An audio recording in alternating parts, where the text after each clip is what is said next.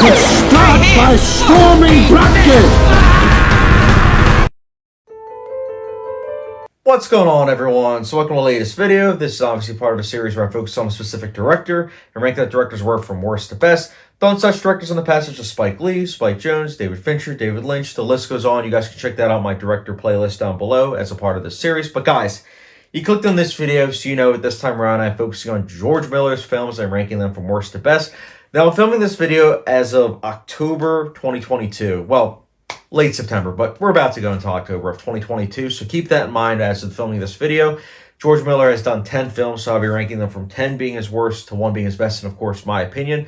This will not include any short films, TV shows, music videos, none of that, just specifically films. Oh, no documentaries either, so just specifically films. So he's, again, as of the filming of this video, done 10 to 1 being his best, and of course, my opinion. So guys, enough exposition. Let's get started. So kicking things off, number 10, we have Babe, Pig in the City. So this was the sequel to the surprise hit Babe, which came out in 95. I liked Babe. I actually finally saw Babe earlier this year, and I liked it. But the sequel, not a fan of this movie. No. Next up, we have number 9, which is Happy Feet 2. So Happy Feet 2, it has its moments for sure, but overall, I found it to be pretty empty. Like, watching it, I didn't really get that much out of it, which I can say, honestly, that the first Happy Feet, I did get stuff out of it. But Happy Feet 2, it just kind of felt like a cash grab, which it is. But, yeah, that's why it's my number 9. Next up, my number 8 is Lorenzo's Oil, which I have more respect for than these other 2 entries I mentioned. Lorenzo's Oils is well acted. It's decently shot. It's got some pretty cool editing. But overall, I didn't really get too much out of it, but again, more than I did from the last 2, which is why I have it as number 8. Now, that being said, I can definitely respect and understand if people have this movie up higher. I definitely can. I wanted to get a lot more out of it. I wish that I did the way a lot of people do, because from what I've read, critics and audiences both like this movie, so I know that I'm in the minority when it comes to this kind of movie, which is a shame, but that's why it's my number 8. Next up, my number 7 is Happy Feet. Happy Feet's middle of the road, but again, I do like it better than the sequel. It has some nice dance numbers. It also is insane the fact that the director who did the Mad Max movies did these 2 movies. It's insane. Insanity. Like, you would not think that, oh, Mad Max, Happy Feet. Yeah, same director. Like, that's insane. But I like that. I like the fact that George Miller does have range. And so when you see a movie like Happy Feet and you see, you know, all these catchy numbers and everything, the voice acting, you got to appreciate that. But it is a movie that you've seen 1,000 times before in terms of the premise and everything. And even when this movie came out, that was the case. But again, similar to all these other movies I mentioned, I can see why people get a lot from this movie. I just personally didn't, unfortunately. And that is why it is my number 7. Next up, my number 6 is Mad Max Beyond Thunderdome. Wasn't really a fan of this movie too much. I liked it more than these other entries, which is why it's my number 6. But there was stuff missing from it. I just felt like that action-heavy focus of the first and second, or that story-driven focus of the first 2, I should mention, just wasn't really there. Like, stuff just happened, which, yeah, I get it. It's a movie, so things have to happen. But the way it just went about it, I just recall not being a big fan of it. And, that's why it's my number 6. But again, not a bad movie. Middle of the road, though. But that's why it's my number 6. Next up, we have my number 5, The Witches of Eastwick. This movie is very well acted. Jack Nicholson is pretty darn good in this movie, I will say. I like the premise. I think that the story can be intriguing at times. Again, it's very well acted. Stuff missing from it, though, in my opinion. Like, I wanted to get more out of it than what I did. But I like it a bit more than these other entries. Like, I feel like if someone was like, oh, Mad Max Beyond Thunderdome or The Witches of Eastwick, I would choose The Witches of Eastwick because of the performances and everything, more so than anything else on this list. Because what Jack Nicholson does is hilarious, but also, like, kind of creepy. So it's interesting for that alone, and that's why it is my number 5. Next up, at number 4, this is the newest movie from George Miller, and it is 3,000 Years of Longing. This is the movie that I had to wait for in order to do this ranking video, because as soon as I found out, oh, it's coming out in August, I was like, screw it, I'm just going to wait until that movie comes out and then rank his movies.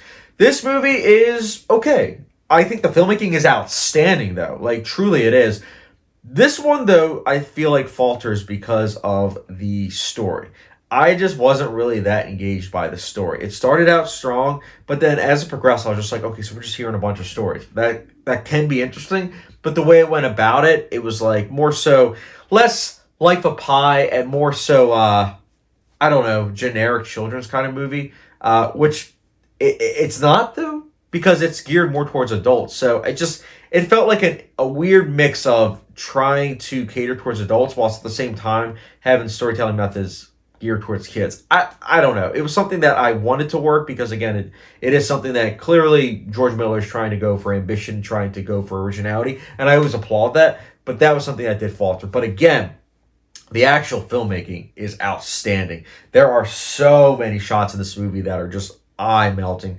I could definitely see myself watching the movie for that alone, but it is a movie that does kind of falter in the end. But still, ambitious movie, and I do have a lot of respect for it, which is why it is my number 4. Next up, my number 3 is Mad Max. I like this movie. I do. This is one of the movies that put Mel Gibson on the map, if not the movie that put him on the map. And I remember when Mad Max Fury Road came out, I said to myself that I would watch the other 3 before Mad Max Fury Road because I'll get into Mad Max Fury Road in a little bit. But Mad Max, I'll never forget watching and just kind of being like floored with what happened in the first 15 minutes. I was like, oh, okay, I was not expecting that. And this is a very engaging film. It's a revenge tale done really well under a small budget and pretty inspirational too. Good movie, and that is why it's my number 3. Next up, my number 2 is Mad Max 2. Fitting, I know, but this is a movie I know a lot of people have as their number 1 for sure, especially Mad Max fans, and I can respect that because Mad Max 2 is really good. It is yet another example of a sequel that can be and is better than the original. It takes what we knew about the first one and has a bigger budget and does a lot more with what they did with the premise of the first one. Really good movie. I definitely want to revisit this movie, and that's why it's my number 2. Next up, my number 1, though, I mean, you guys guessed it. My number 1 is Mad Max Fury Road. I'll never forget when this film came out because I remember seeing the trailer several times and thinking the trailer didn't look good. I know. Shocking, I know. The fact that I was watching trailers like a lot, but also the fact that I thought the trailer didn't look good. Yeah, that's right. I didn't think it looked good at all. It wasn't until, not going to lie, it wasn't until I saw Chris Stuckman's review that I was like, oh, shoot, this could be good. And I ended up seeing this movie 4 times in theaters. I love this film. I think it is a masterpiece. Still, to this day. I've seen this movie so many times. It never gets old. It is insane with what they do with the editing, the filmmaking techniques on display. The rewatchability value is off the charts, which is very important to me, and it's definitely there, no question. A lot of focus on visual storytelling. It's just a movie that has everything that you want in a blockbuster, and I feel like more blockbusters should, and unfortunately haven't, strive to be like this movie. This is a gold standard of action filmmaking, especially for American filmmaking. I mean, holy cow, the action on screen, it's insane. One of my favorite movies of all time, and hands down my favorite George Miller film. I'm sorry, guys. Like I said, I know a lot of people are going to be like, oh, Mad Max 2 is number 1. Now, for me, it is Mad Max Fury Road is my number 1. I'm sorry. But what a film. So, you guys, that's my ranking of George Miller's films. Before I, ask about you guys, what I will say is I do try to, after these ranking videos, talk about the director, and if I like them or not. George Miller is someone that I am fascinated by the fact that he does so many different genre movies. Even if they don't all hit home for me, he is someone I do respect for the fact that he does go out of his way to not be contained to just one genre. And that is despite someone that did do 4 movies in a franchise. That's kind of insane, though, that it's like, okay, he didn't just do those movies, he did other stuff, too. And he has a wide range, and I like that. I very much so respect that about him. Not one of my favorite filmmakers, but he is someone that I do have great respect for. And, yeah.